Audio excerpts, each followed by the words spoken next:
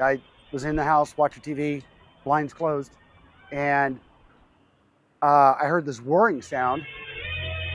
That sound will never leave me. Who thinks they hear a strange noise outside in the dark late at night, and you open up your door, and a drone's going to drop down 5 feet in front of your face? An unauthorized flyby in Clackamas County. Daniel Wagner found a drone flying over the cars in his driveway and up to his house around 8 p.m. last week. And it's only by dumb luck that I've got the cameras to pick that up and that I was able to capture it.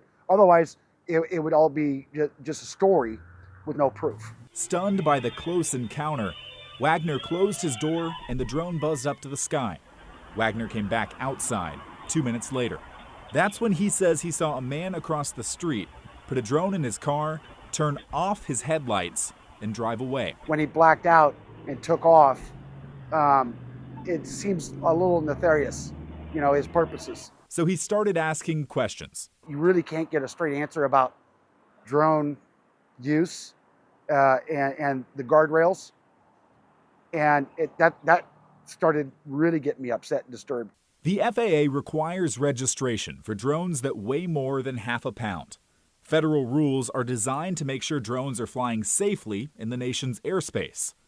Privacy is a separate issue. A spokesperson for the FAA told KGW that local and state governments are responsible for privacy laws. Oregon law has a chapter on unmanned aircraft systems. On privacy, it says a person can't fly a drone over private property to intentionally, knowingly, or recklessly harass or annoy the owner or occupant. David Huey with the Washington County Sheriff's Office says that leaves some gray area. It's difficult to prove intent, and it's not always easy to find the person flying the drone. There's a lot of places that you can fly. The question then becomes, are you invading the privacy of that person, of that homeowner?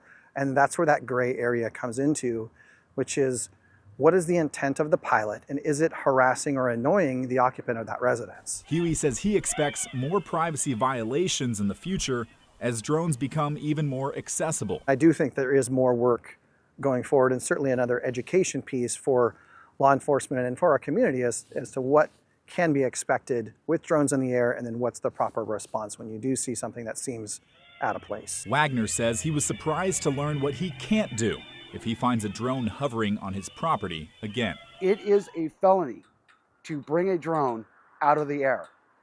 And the operator can bring that on you as a homeowner. He wants local governments to push for stronger privacy regulations. When you're 5 to 10 feet off the ground in somebody's driveway in the middle of the night, I think that's a bridge too far.